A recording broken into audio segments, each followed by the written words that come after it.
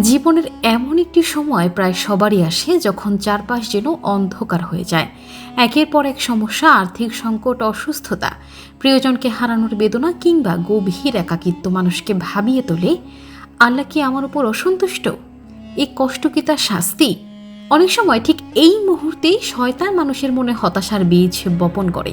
সে মানুষকে বিশ্বাস করাতে যায় তোমার জন্য আর কোনো আশা নেই, আল্লাহ তোমাকে ছেড়ে দিয়েছেন। কিন্তু ইসলাম কি সত্যি এমন শিক্ষা দেয়? পবিত্র কোরআনে আল্লাহ তাআলা বলেন, আল্লাহর অনুমতি ছাড়া কোনো বিপদই আপতিত হয় না। সূরা আত-তাগাবুন আয়াত 11।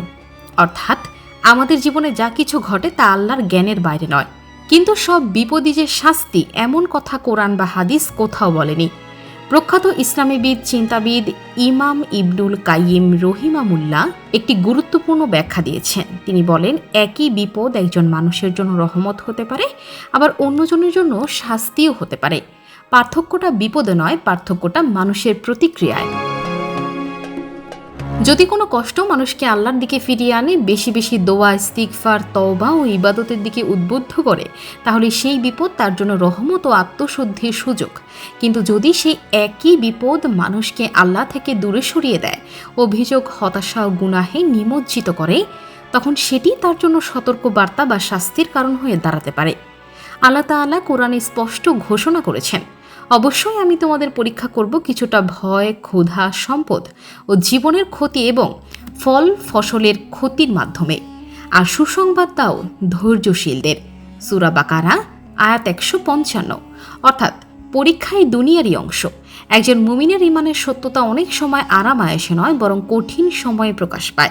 একবার ভেবে দেখুন, যদি দুঃখ কষ্টই শুধু আল্লাহর শাস্তি হতো, তাহলে পৃথিবীর শ্রেষ্ঠ মানুষ নবী রাসূলদের জীবন কি এত পরীক্ষায় ভরা থাকতো? হযরত আইয়ুব আলাইহিসসালাম দীর্ঘ অসুস্থতার পরীক্ষা দিয়েছেন। হযরত ইউসুফ আলাইহিসসালাম অন্যায়ভাবে কারাগারে বন্দী ছিলেন। হযরত ইউনুস আলাইহিসসালাম মাছের পেটের অন্ধকারে থেকেছেন।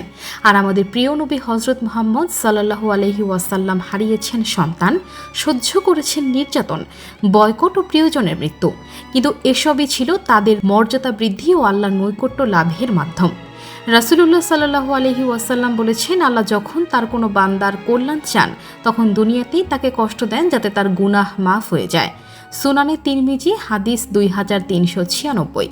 অর্থাৎ অনেক সময় দুনিয়ার কষ্ট আখিরাতের শাস্তি কমিয়ে দেয়। তাই প্রতিটি বিপদকে শুধু শাস্তি মনে করে হতাশ হওয়া একজন মুমিনের জন্য সঠিক পথ নয়। আল্লাহ আরও বলেন, জেনে রাখো, আল্লাহর স্মরণেই হৃদয়সমূহ প্রশান্তি লাভ করে।